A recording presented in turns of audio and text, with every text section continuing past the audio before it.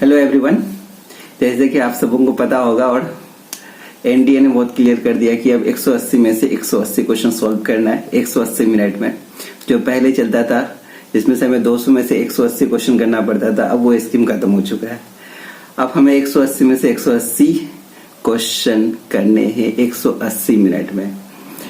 तो पेपर का कुछ टफनेस भी बढ़ेगा शायद, क्योंकि जो हमें मुश्किल लगता था तो सेक्शन बी में हम छोड़ देते थे, लेकिन अब वो क्वेश्चन करने हैं हमें। 45 में से 45 फिजिक्स में, 45 में से 45 में केमिस्ट्री में, 45 बायो में, 45 बॉटनी में, 45 जूलॉजी में ही करने हैं हमें।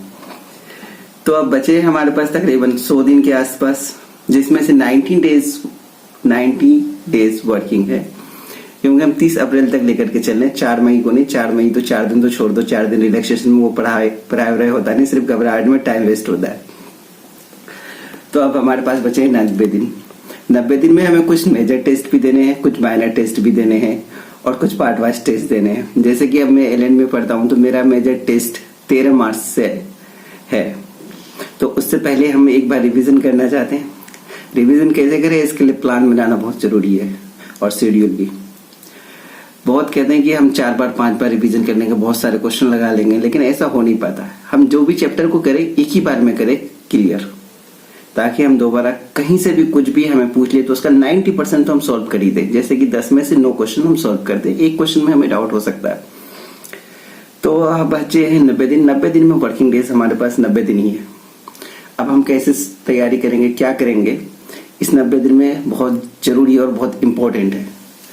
जैसे कि हमने कुछ प्लान बनाए हैं, जैसे कि प्लान को मैंने डिवाइड करा प्लान ए और प्लान बी में। जैसे मैंने अभी तैयारी स्टार्ट कर दी है अपने हिसाब से, तो वो प्लान मैं आपके साथ शेयर करना चाहता हूँ। आप एक बार देख लीजिए।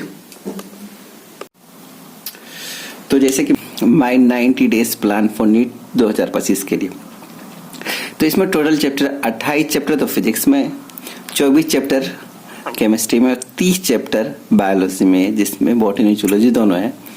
82 चैप्टर्स टोटल हुए। जैसे कि मैंने अपने चैप्टर्स के नाम लिख लिए फिजिक्स का। जिस दिन जो चैप्टर कंप्लीट करते जा रहा हूँ उसमें डेट डाल के टिक मारते जा रहा हूँ, ताकि इससे हमें ध्यान रहे हमने कौन सा चैप्टर कब किया और कब करना है उसको। और जैसे कि फिर सिमिलरली फिजिक्स में भी लिख रखा, केमिस्ट्री में भी लिखा है और बायोलॉजी में भी लिख रखा है। तो जूलॉजी बॉटनी मिला करके 30 चैप्टर हो गया। इसमें मैंने कुछ चैप्टर कर रखे हैं। जैसे कि अभी मेरा 19 तारीख को पेपर था। जैसे सिलेबस मैंने पीछे तरफ लिखता हूँ मैं, जैसे कि अब जैसे अगले माइनर के होने वाला टेस्ट, तो उसका सिलेबस मैंने पहले ही लिख रखा है और किस हिसाब से मुझे चैप्टर कंप्लीट करना है तो उस हिसाब से मैंने कर रखा है। तो केमिस्ट्री में 24 चैप्टर है और कुछ चैप्टर जो मैंने कर रखे हैं उसमें टिक मार रखे हैं। तो इसमें करना क्या है, जैसे प्लान ए मैंने बना रखा है 45 डेज के लिए। जैसे कि 45 डेज में प्लान ए पर डे है, ये मैं 45 डेज तो मेरा ये मार्च के 10 मार्च तक पूरा हो जाना चाहिए अगर मैं सही चलूँ तो। और मैं सही चल भी रहा हूँ अभी 4-5 दिनों से। इसमें जैसे कि पर डे बायोलॉजी एक चैप्टर कंपलसरी करना है। इसमें एनसीईआरटी और पीवाईक्यूज करना है, ये 2 से 3 घंटे में हो जाएगा। और ऑल्टरनेटिव डेज में एक दिन केमिस्ट्री एक दिन फिजिक्स का एक चैप्टर पूरा करना है, जिसमें 3 से 4 घंटे या 4 से ज्यादा भी घंटा लग सकता है। इसमें भी पीवाईक्यू, इसमें नोट्स प्लस पीवाईक्यू करना है, क्योंकि पीवाईक्यू बहुत इंपॉर्टेंट है। जितना ज्यादा हम पीवाईक्यू करेंगे हम उतना ज्यादा हमें सेल्फ सेटिस्फेक्शन मिलेगा। तो ये 45 दिन में निकल जाएगा। जैसे ये अभी हमारा कुछ सिलेबस पेंडिंग में है, तो फरवरी एंड तक या 20 फरवरी तक कंप्लीट हो जाएगा। तो इसके अकॉर्डिंग मैंने ये प्लान तैयार किया, क्योंकि मैं 6 से 7 घंटा ही एक्स्ट्रा मिल पाएगा, मतलब क्लास का भी कवर करने के अलावा। उसके जैसे ही मेरा सिलेबस कंप्लीट हो जाएगा उसके अंदर मेरे पास पूरा 24 घंटा है। 24 घंटा में से हमें 12 घंटा कम से कम इफेक्टिव बनाना है।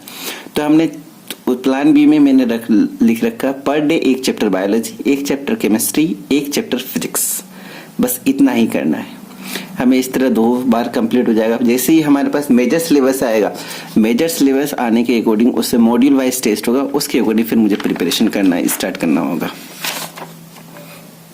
तो मैंने अभी 90 डेज का प्लान बताया आपको, जैसे कि आपने देखा। तो अगर आपके पास भी अगर कोई अच्छा प्लान है इससे बेहतर, तो आप मुझे कमेंट कर सकते हैं। फिलहाल आप लाइक और सब्सक्राइब जरूर करें। Thanks for watching.